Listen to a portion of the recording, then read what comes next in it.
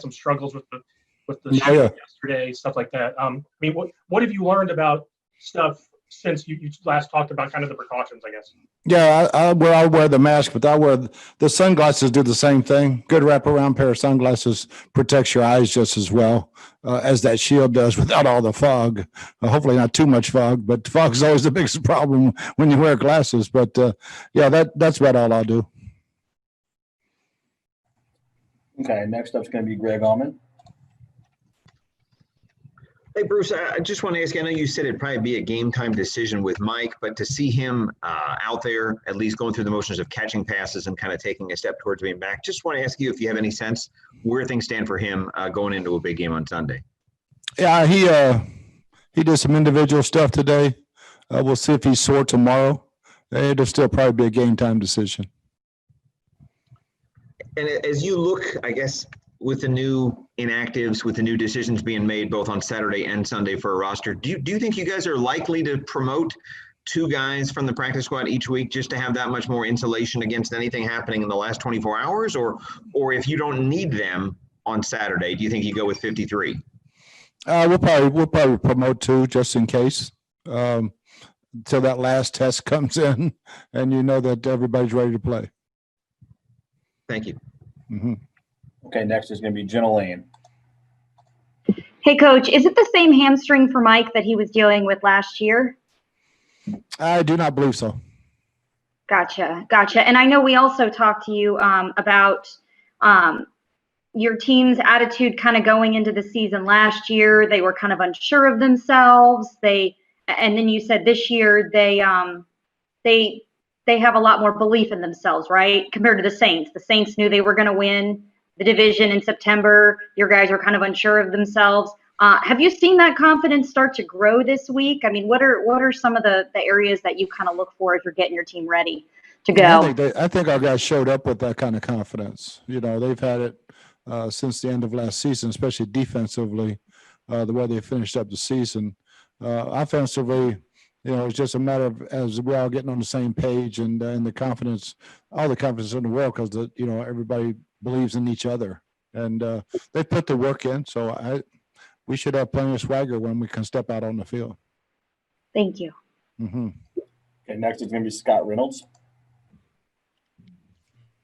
Hey, Bruce, I just wanted to ask you, generally speaking, how was the week of practice? How would you categorize your guys' efforts and execution this week? I thought it was outstanding.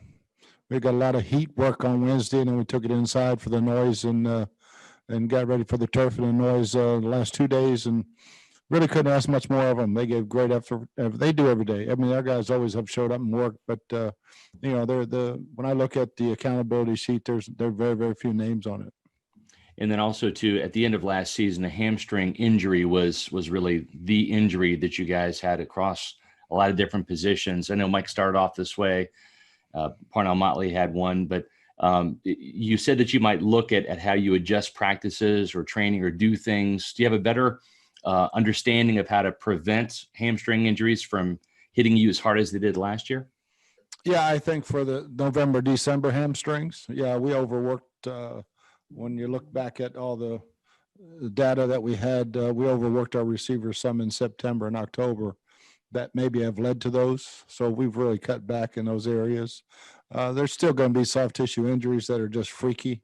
Yeah. Mike's was more of a twist, on a route. And it was really a minor one, but it's just still bugging him. Thank you, Bruce. Mm-hmm. Okay, next is going to be Rick Stroud. Hey, Bruce.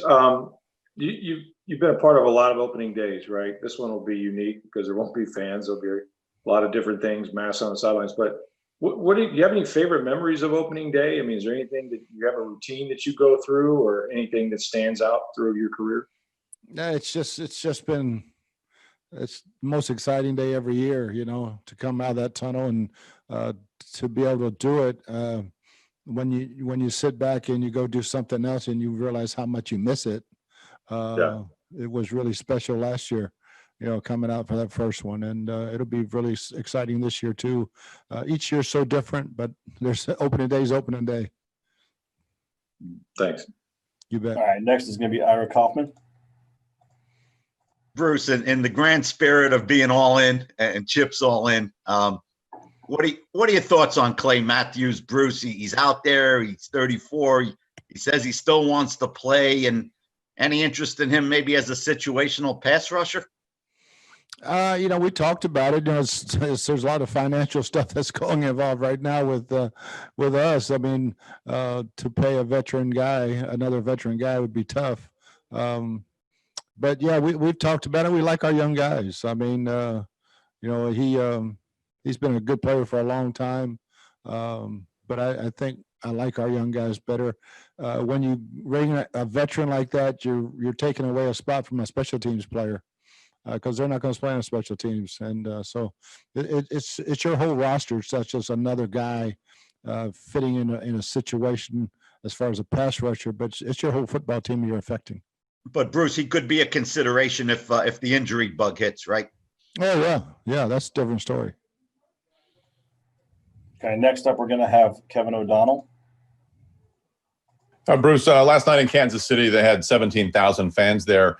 Do you think that all teams should have fans right now for week one, or do you prefer the more conservative approach that most teams are taking?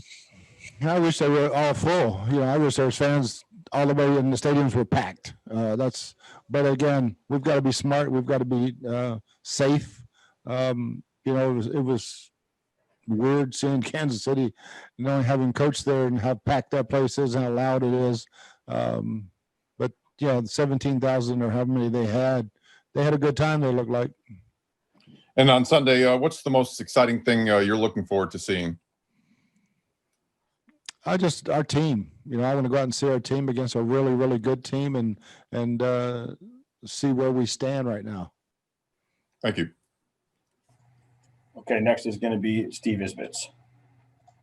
Coach, can you put into context how excited you are for this season as a whole versus so many other NFL seasons you've been a part of?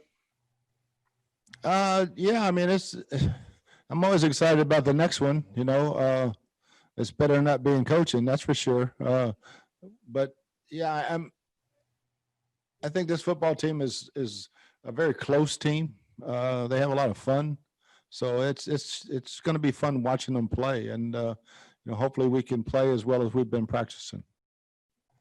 All right, that's all we have time for today. Thanks, Coach. Thanks, guys.